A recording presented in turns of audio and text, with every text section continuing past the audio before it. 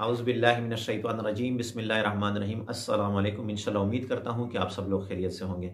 इंशाल्लाह आज मैं जो अमल आप लोगों के साथ शेयर करने जा रहा हूँ, ये अमल यकीनन आपको बहुत पसंद आएगा और इंशाल्लाह रहमान ये अमल जो है वज़ाइफ बहुत से हैं और इंशाल्लाह मसाइल के हल के लिए भी बहुत से वज़ाइफ हैं। इंशाल्लाह हर अमल जो है उसमें पावर होता है, अल्लाह पाक उससे मसले हल फरमाते हैं। लेकिन बाज़ अमल ऐसे होते हैं जो इंशाल्लाह यकीन के साथ, बुनियादी तौर पर यकीन के साथ करे ना, तो अल्लाह पाक उसका जो भी ऐसा मसला होगा अल्लाह पाक उसका हल फरमा देता है।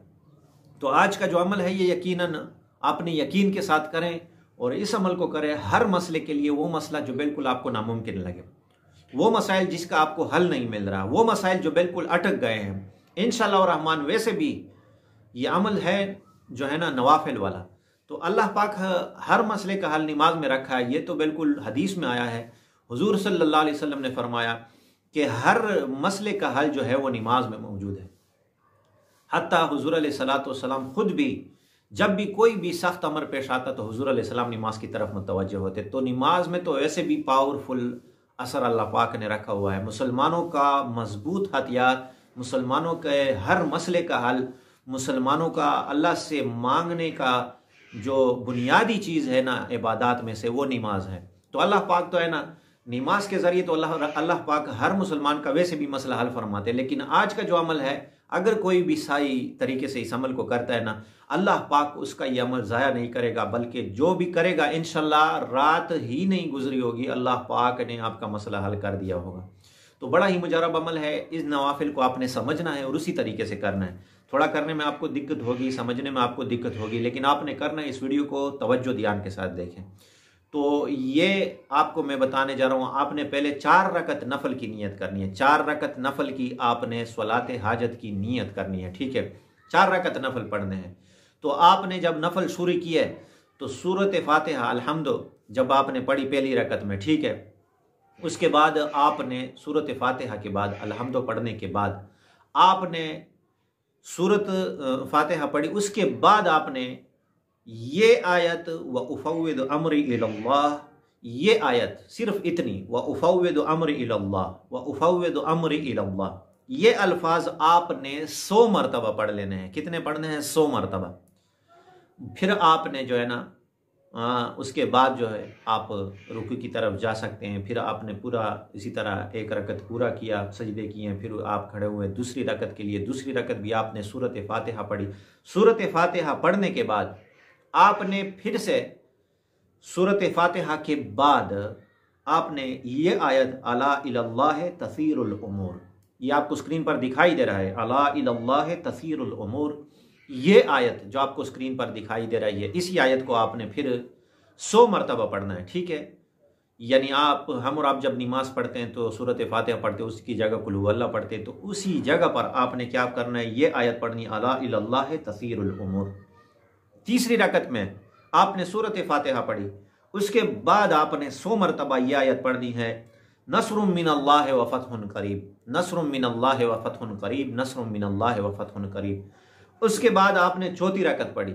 चौथी रकत पढ़ने के बाद आपने 100 मरतबा फिर सूरत फातिहा में चौथी रकत आपने सूरत फातिहा पढ़ी।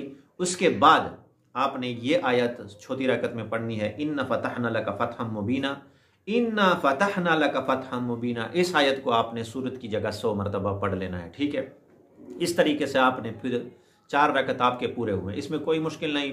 पहली रकत में आपने 100 मरतबा उफ़व्विदु अम्री इलल्लाह, दूसरी रकत में आपने सूरत की जगह अला इलल्लाह तसीरुल उमूर, चौथी रकत में आपने नस्रुम मिनल्लाहि व फतहुन करीब सूरत फातिहा के बाद, फिर उसके बाद तीसरी रकत में, चौथी रकत में आपने जो है ना इन्ना फतहना लका फतहम मुबीना, ये आयत आपने 100 मरतबा पढ़नी है। जो आपको स्क्रीन पर भी ये सारी तरतीब दिखाई दे रही है, इसी तरतीब से आपने 4 रकत नफल पूरे कर लेने हैं, ठीक है।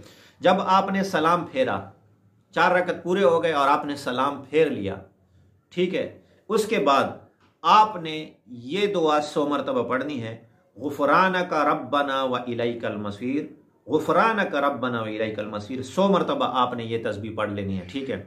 उसके बाद आपने सजदे में जाना है और 200 मरतबा अस्तगफिरुल्लाह व अतूबु इलैहि, अस्तगफिरुल्लाह व अतूबु इलैहि, अस्तगफिरुल्लाह व अतूबु इलैहि।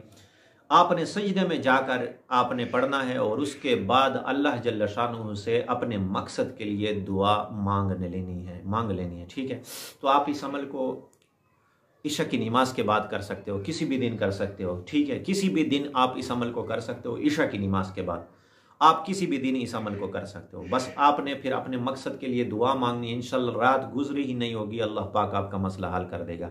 कोई भी मुश्किल नहीं है, सारी तरतीब एक तो स्क्रीन पर आपको दिखाई दी, उसी तरतीब से आपने चारों रकत पढ़ना है। ठीक है, उसके बाद आपने ये दुआएं जो मैंने आपको बताई स्क्रीन पर वो भी आपको दिखाई दे रही हैं, दो आप दुआएं भी आपने पढ़ लेनी है। उसके बाद दुआ मांगनी है, इंशाल्लाह जिस मकसद के लिए भी मांगोगे अल्लाह पाक आपकी रात गुजरी ही नहीं होगी, अल्लाह पाक आपका मसला हल कर देगा। इंतहाई ही मुजरब अमल है। ठीक है, अगर आपको पढ़ने में दिक्कत हो तो 100 तस्बीह आप हाथ में ले सकते हैं, उस पर भी आप उलमा इतनी इजाज़त देते हैं कि इंशाल्लाह आप तस्बीह पे भी पढ़ सकते हो। अगर आप तस्बीह पे आपके लिए मुश्किल है तो आप काउंटर ले लें, काउंटर पे आप जो है ना 100 मरतबा, इसको भी 100 मरतबा इस तरीके से आप पूरा कर सकते हो। तो जिस तरीके से आपको आसानी हो उस तरीके से आप इस अमल को करें। इंतहाई पावरफुल नवाफिल मैंने आप लोगों के साथ शेयर किया। इंशाल्लाह इस अमल को यकीनन अपने मकसद के लिए करोगे, जो भी आपका जायज़ मकसद होगा अल्लाह के हुक्म से रात गुजरने से पहले पहले अल्लाह पाक आपका मसला हल कर देगा।